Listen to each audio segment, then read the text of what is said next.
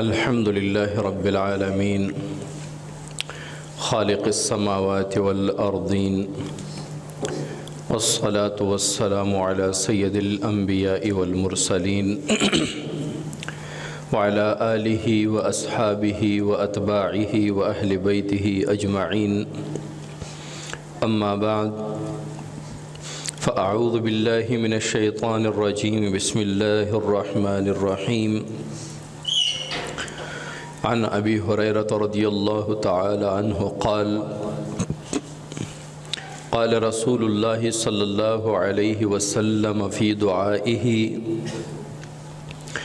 اللهم إني أعوذ بك من جار السوء، وأعوذ بك من زوج تشيبني قبل المشيب، وعن ولد يكون علي ربا، وعن مال يكون علي عذابا، وعن خليل ماكر عينه تراني وقلبه يرعاني، إن رأى حسنة دفنها وإن رأى سيئة أذاعها، أو كما قال عليه الصلاة والسلام. حضور اکرم صلی اللہ علیہ وسلم کی زندگی ایک مسلمان کے لیے نہیں بلکہ تمام انسانیت کے لیے نمونہ ہے. آپ صلی اللہ علیہ وسلم کا ایک اٹھایا ہوا قدم، آپ صلی اللہ علیہ وسلم کی زبان اقدس سے نکلا ہوا ایک بول، ایک لفظ، ایک جملہ، آپ صلی اللہ علیہ وسلم کا صحابہ کو کیا ہوا ایک اشارہ قیامت تک شریعت بن گیا. یہ حضور اکرم صلی اللہ علیہ وسلم کی ایک دعا ہے. اب رحمت للعالمین پیغمبر کیا دعا مانگ رہے ہیں؟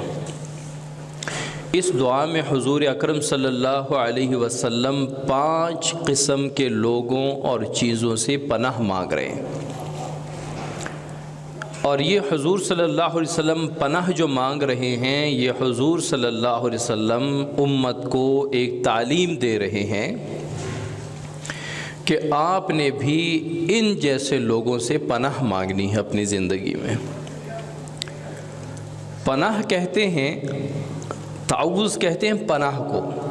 ہم کہتے ہیں اعوذ باللہ من الشیطان الرجیم، میں اللہ کی پناہ میں آتا ہوں شیطان مردود سے. میں اگر پناہ کی ایک عام مثال سمجھانے کے لیے دوں تو ایسا ہے کہ ایک بندہ کھڑا ہے مضبوط طاقتور، اور آپ کے پیچھے کوئی لگا ہوا ہے، آپ بھاگ رہے ہیں اور آپ آ کے اس بندے کے پیچھے ایسے کھڑے ہوتے ہیں اور اس کو آگے کرتے ہیں کہ میں اب اس کی وجہ سے اس سے محفوظ ہو گیا ہوں، میں نے اس کی پناہ لے لی اس شخص سے. تو جب ہم کہتے ہیں اعوذ باللہ، میں پناہ چاہتا ہوں اللہ کی شیطان مردود سے، یعنی میں اللہ کی پناہ میں آتا ہوں، اللہ کی حفاظت میں آتا ہوں شیطان مردود سے. تو حضور صلی اللہ علیہ وسلم کی کچھ دعائیں ہیں جن دعاؤں میں حضور صلی اللہ علیہ وسلم نے اعوذ تو کہا ہے، اللہم انی اعوذ بکا. تعوذ کا لفظ استعمال ہوا ہے لیکن شیطان سے پناہ نہیں مانگی، بلکہ کچھ اور چیزوں اور لوگوں سے پناہ مانگی ہے، اور امت کو تعلیم ہے کہ تم بھی ان چیزوں سے پناہ مانگا کرو. وہ 5 چیزیں کون سی ہیں؟ حضور صلی اللہ علیہ وسلم فرماتے اللہم انی اعوذ بک من جار السوء، یا اللہ میں تیری پناہ میں آتا ہوں برے ہمسائے سے. برے ہمسائے سے یا اللہ میں تیری پناہ میں آتا ہوں. الفاظ دیگر، یا اللہ مجھے برے ہمسائے سے محفوظ فرما. برا ہمسایہ کسے کہتے ہیں؟ اچھا ہمسایہ کسے کہتے ہیں؟ برا ہمسایہ کسے کہتے ہیں؟ پہلے تو یہ سن لیں کہ حضور صلی اللہ علیہ وسلم نے ہمسائے کے، یا اللہ تعالیٰ نے حضور صلی اللہ علیہ وسلم کو ہمسائے کے کتنے حقوق بیان فرمائے. حضور صلی اللہ علیہ وسلم فرماتے ہیں کہ جبرائیل علیہ السلام آتے گئے اور مجھے ہمسائے کے حقوق، فضائل، آداب وہ بیان کرتے رہے. مجھے یہ گمان گزرا کہ یہ حکم بھی آ جائے گا کہ وراثت میں ہمسائے بھی شریک ہوں گے۔ مجھے یہ گمان ہونے لگ گیا کہ جتنا اللہ کریم ہمسائے کے حقوق بیان کر رہا ہے، مجھے گمان ہے کہ اللہ تعالیٰ میراث میں بھی ہمسائے کو شامل کر دیں گے کہ اگر کوئی فوت ہو گیا تو اتنا حصہ بیٹے کا، اتنا بیوی کا، اتنا بیٹی کا، اتنا فلاں کا، اور اتنا حصہ آپ کے ہمسایوں کا۔ لیکن وہ حکم تو نہیں آیا، لیکن حضور صلی اللہ علیہ وسلم نے سمجھانے کے لیے فرمایا کہ ہمسائے کے اتنے حقوق آئے ہیں۔ ہمسائے کہتے کسے ہیں؟ کتابوں میں لکھا ہے آپ کا گھر ہے، آپ کے گھر کے دائیں بائیں آگے پیچھے چاروں اطراف میں 40 گھر آپ کے ہمسائے سمجھے جاتے ہیں۔ 40 گھر آپ کے ہمسائے سمجھا جاتا ہے۔ وہ گھر قریب ہے، وہ گھر دور ہے، لیکن آپ کے گھر کے دائیں طرف 40 گھر، بائیں طرف 40 گھر، آگے 40 گھر، پیچھے 40 گھر، یہ سارے آپ کے ہمسایوں میں شامل ہیں۔ لیکن ان ہمسایوں میں سب سے زیادہ حق کس کا ہے؟ جس کا دروازہ آپ کے گھر کے دروازے کے بہت قریب ہو اس کا۔ جیسے رشتہ داروں میں بھی حقوق ہوتے ہیں، والدین کا حق، بیٹوں کا حق، پھر بھائیوں کا حق، پھر چچا کا حق، اسی طرح ہمسایوں میں بھی آپ صلی اللہ علیہ وسلم نے یہ وضاحت فرما دی کہ جس کا دروازہ آپ کے گھر کے جتنا قریب ہو وہ ہمسایوں میں اس کا حق پھر زیادہ ہے۔ مثال کے طور پہ آپ کوئی چیز دینا چاہیں، تھوڑی ہے، ایک گھر میں جا سکتی ہے، اور آپ کہتے ہیں کہ جی میرے تو چاروں طرف 40 گھر میرے ہمسائے سمجھے جاتے ہیں، میں کن کو دوں؟ تو جو آپ کے جن کا دروازہ آپ کے گھر کے دروازے کے سب سے زیادہ قریب ہے اس کا سب سے پہلا حق ہے۔ اسلام باقی تمام مذاہب میں کیا، تمام ممالک میں، تمام تہذیبوں میں جو مہذب تہذیبیں سمجھی جاتی ہیں ان میں پڑوسی، ہمسائے، نیبر، ان کا خیال رکھا جاتا ہے۔ خیال کس انداز میں رکھا جاتا ہے؟ یورپی ممالک میں آپ جائیں تو وہاں پڑوسی کا خیال رکھا جاتا ہے، لیکن خیال کس طرح رکھا جاتا ہے کہ پڑوسی میری وجہ سے پریشان نہ ہو، جس کو کہتے ہیں دفع مضرت۔ میں نے اپنے پڑوسی کو تکلیف نہیں دینی، میرے شور شرابے کی وجہ سے پڑوسی ہمسائے کی آرام میں خلل نہ آ جائے، ان کو وہ ڈسٹرب نہ ہو جائیں۔ یہ ہے باہر ممالک، دوسرے مذاہب، وہاں پہ جو ہمسائے کے حقوق سمجھے جاتے ہیں اور ہمسائے کا خیال رکھا جاتا ہے۔ اسلام میں کیا ہے کہ جو آپ کے ہمسائے ہیں ان کو تکلیف دینا تو حرام ہے، وہ تو ایک اٹل حقیقت ہے۔ ایک عام انسان کو، بلکہ عام مسلمان کو نہیں، عام انسان کو تکلیف دینا بلا وجہ کہ اس کا آپ پر کوئی حق نہیں ہے، شریعت نے آپ کو بدلہ لینے کا حق بھی نہیں دیا، لیکن اس کے باوجود آپ کسی انسان کو تکلیف پہنچا رہے ہیں، شریعت اس کی بھی اجازت نہیں دیتی، تو پڑوسی اور ہمسائے کا تو اور زیادہ حق ہے۔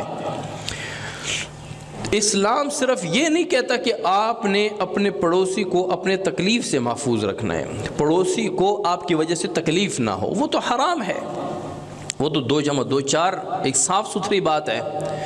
اسلام اس سے بڑھ کے ہمیں تعلیم دیتا ہے کہ پڑوسی بیمار ہے اس کی عیادت کے لیے جاؤ، ہمسایہ غم میں ہے اس کی تعزیت کے لیے جاؤ، ہمسائے کو کسی چیز کی کمی ہے، بھوکے پیاسے ہیں، ان کی مدد جا کے کرو۔ اور یہاں تک حضور صلی اللہ علیہ وسلم نے فرمایا کہ جب سالن بناؤ تو اس میں پانی تھوڑا سا زیادہ ڈال دو اور اس کا شوربہ ہمسائے کے گھر بھی بھیج دو۔ یہ حضور صلی اللہ علیہ وسلم سمجھانے کے لیے فرما رہے ہیں کہ آپ خود اگر اچھے کھانے کھا رہے ہیں اس میں پانی فری ہے اللہ کی طرف سے، پانی تھوڑا سا زیادہ ڈال دو، اور اس سالن میں سے کچھ سالن اپنے ہمسائے کے گھر بھی بھیج دو، اگر آپ کو لگے کہ وہ ان کو ضرورت ہے تو ان کے گھر بھی بھیج دو۔ اور اللہ کریم ان علماء کے قبور کو نور سے بھر دے جنہوں نے قرآن اور حدیث کا مطالعہ کر کے، ائمہ کرام کے فقہ کا مطالعہ کر کے محدثین کی احادیث کا مطالعہ کر کے، شارحین کی شروحات کا مطالعہ کر کے، اور آگے امت کو سمجھانے کے لیے اور دین کو آسان کر دیا۔ انہوں نے فرماتے ہیں کہ جب بھی بازار جاؤ، آپ سبزی لا رہے ہیں، گوشت لا رہے ہیں، آپ فروٹ لا رہے ہیں، تو کبھی کبھی ایسا نہیں کہ جب بھی لاؤ اپنے ہمسایہ کو بھی دو۔ لا یکلف اللہ نفسا الا وسعها، شریعت انسان پہ، مسلمان پہ کبھی اتنا بوجھ نہیں ڈالتا جتنا بوجھ وہ اٹھا ہی نہ سکے۔ فرماتے ہیں کہ اپنے ہمسایہ کے لیے بھی تھوڑا لے آؤ، اور جو آپ کے سب کے قریب، سب سے قریب ہیں، جتنے گھر میں 1 2 5 10 جتنے میں آپ دے سکتے ہیں ان کو دو۔ اگر ہمسائے کو کچھ نہیں دے سکتے، بازار سے جو آپ کچھ ایکسٹرا کھا رہے ہیں، آپ فروٹ لا رہے ہیں، آپ گوشت لا رہے ہیں، مہنگائی کا وقت ہے، اگر آپ اپنے ہمسائے کو نہیں دے سکتے تو کم از کم اس چیز کو کالا شاہ پر چڑھا دیں تاکہ ہمسایہ دیکھ کے اسے کوئی پریشانی نہ ہو۔ شاپر میں کیا ہے، تھیلے میں کیا ہے، نہیں ہے، بس آپ خاموشی چلا کے گھر میں دے دو۔ آج کا المیہ یہ ہے، مسلمان کا حال یہ ہے۔ میرے خیال سے غیر مسلم اتنا نہیں کرتے ہوں گے جتنا مسلمان کرتے ہیں۔ ایک اچھے مہنگے ہوٹل اور ریسٹورنٹ پہ جائیں گے، کھانا سجائیں گے اور سب کو کہیں گے کہ 1 منٹ، پھر تصویر لیں گے، سیلفیاں لیں گے اور سوشل میڈیا پہ ڈال دیں گے کہ جی کیا ہے، ہم چر رہے ہیں، ہم فلاں ہوٹل میں چر رہے ہیں۔ ظاہر ہے جانوروں کا کام ہے کہ اپنے مہنگے کھانے غریب لوگوں کو دکھانا، اپنے مہنگے کھانے پاکستان کی پسی ہوئی، مہنگائی سے پسی ہوئی عوام کو دکھانا، یہ تو کوئی انسانیت نہیں ہے۔ تو اسی لیے میں چرنے کا لفظ استعمال کر رہا ہوں، پھر لوگوں کو بتائیے جی ہم چر رہے ہیں فلاں ریسٹورنٹ میں، پی سی میں اور اواری میں، فلاں میں ہم چر رہے ہیں۔ یہ مسلمانوں کا حال ہے۔ بھائی اگر کسی کی مدد نہیں کر سکتے اور خود کھا سکتے ہو، اللہ تعالیٰ نے وسعت دی ہے، تو آرام سے چھپکے سے کہیں بیٹھ کے کھا لو، لوگوں کو دکھانے کی کیا ضرورت ہے؟ میں تو کہتا ہوں کہ اسلام تو کیا، انسانیت میں بھی یہ بڑی گری ہوئی بات ہے۔ کچھ چیزیں ہوتی ہیں یادگار بنانے کے لیے، کچھ پروگرامات ہوتے ہیں، کچھ سفر ہوتے ہیں، کچھ جلسے ہوتے ہیں جن کو بندہ یادگار بنائے، کچھ ایسی یادگاریں ہوتی ہیں جن کا آگے عبرت کے لیے بھی فائدہ ہوتا ہے، لیکن جس کا نہ دنیاوی فائدہ ہے نہ اخروی فائدہ ہے، اس چیز کی تصویریں لے کے لوگوں کو دکھانے کا فائدہ کیا ہے؟ تو علماء نے لکھا ہے کہ اگر ہمسائے کے لیے کچھ نہیں لا سکتے نا، تو جو آپ کچھ لا رہے ہیں اس کو کالا شاہ پر چڑھا دیں، اس کو تھیلے میں بند کر کے نظر ہی نہ آئے اور گھر لے جا کے کھا لیں۔ اسلام نے اتنا خیال رکھا ہے پڑوسی کا، ہمسائے کا اتنا خیال رکھا ہے۔ اور آپ صلی اللہ علیہ وسلم فرماتے ہیں کہ وہ بندہ مومن ہی نہیں ہو سکتا جس سے اس کا پڑوسی پریشان ہو، جس کی وجہ سے اس کے پڑوسی کو، اس کے ہمسائے کو تکلیف پہنچتی ہو۔ آپ صلی اللہ علیہ وسلم نے فرمایا کہ وہ مومن ہی نہیں ہو سکتا۔ تو جب ایمان کے دائرے سے ہی نکل گیا ہے تو اب اس سے آپ کیا امید رکھ سکتے ہیں؟ آج کل کیا ہوتا ہے کہ ہمسائے کو دبا کے رکھنا اور خود ہمسائے پر چودراہٹ کرنا، اس کو غیرت، حمیت، طاقت کی علامت سمجھا جاتا ہے۔